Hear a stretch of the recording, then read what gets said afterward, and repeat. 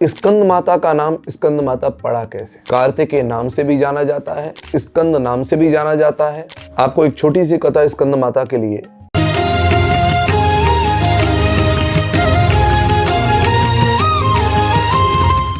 सभी को राधे राधे, जय श्री कृष्ण, जय माता दी। चैत्रीय नवरात्र का यह पावन दिन, पंचम दिवस। आज की माता का नाम है स्कंद माता। आपको एक छोटी सी कथा स्कंद माता के लिए।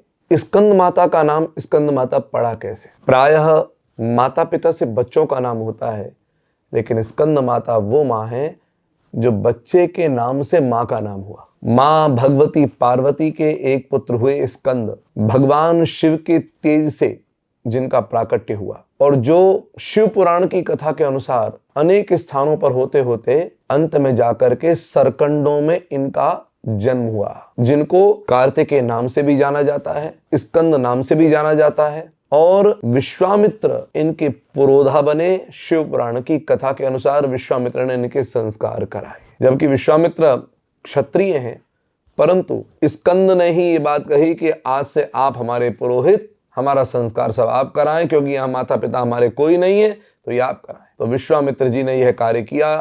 तो कार्तिकेय के पुरोहित रूप में विश्वामित्र जी की प्रतिष्ठा हुई।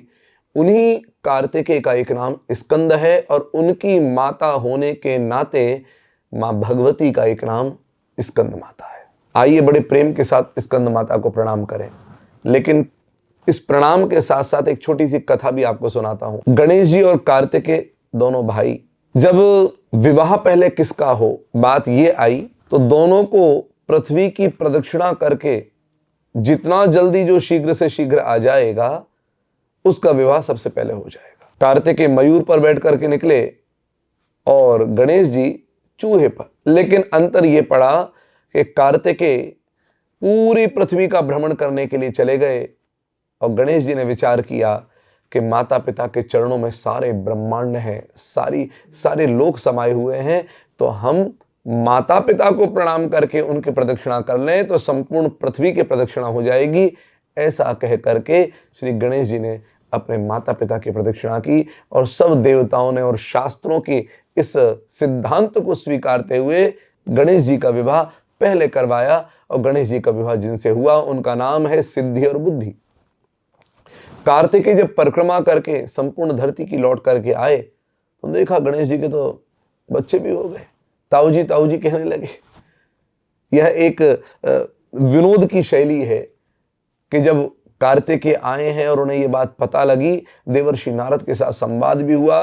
कार्तिकेय को बड़ा बुरा लगा, माता पिता से कुछ कह नहीं सकते, रूठ गए। रूठ करके कार्तिकेय दक्षिण में, जहां पर आज भगवान शिव का एक ज्योतिर्लिंग है, 12 ज्योतिर्लिंगों में, जिसका नाम है मल्लिकार्जुन, वहां पर जाकर के क्रौंच पर्वत पर बैठ गए। जब पता लगा माता पार्वती को और शिव को, तो वे दोनों मनाने के लिए वहां पर गए। कार्तिकेय लौटे नहीं। तब बहुत प्रयास करने पर माता और पिता यानी कि पार्वती और शिव दोनों एक रूप से वहां पर विराजमान हुए, और अमावस्या और पूर्णिमासी के पर्व पर आज भी साक्षात वहां पर भगवान पार्वती और शिव समय समय पर पधारते हैं। मल्लिका और अर्जुन, पार्वती और शिव को वहां दक्षिण में इस नाम से जाना जाता है। स्कंद माता को आज 5वें दिन हम लोग प्रणाम करते हैं।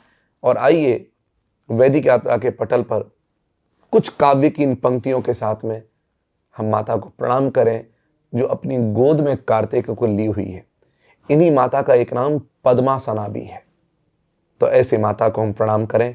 आइए बड़े प्रेम के साथ। पांचवी शक्ति स्वरूपा ममतामयी निष्काम है, स्कंद पद्मासना दोनों माता के शुभ नाम है।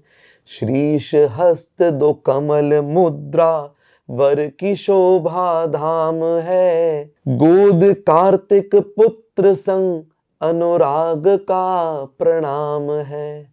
गोद कार्तिक पुत्र संग अनुराग का प्रणाम है।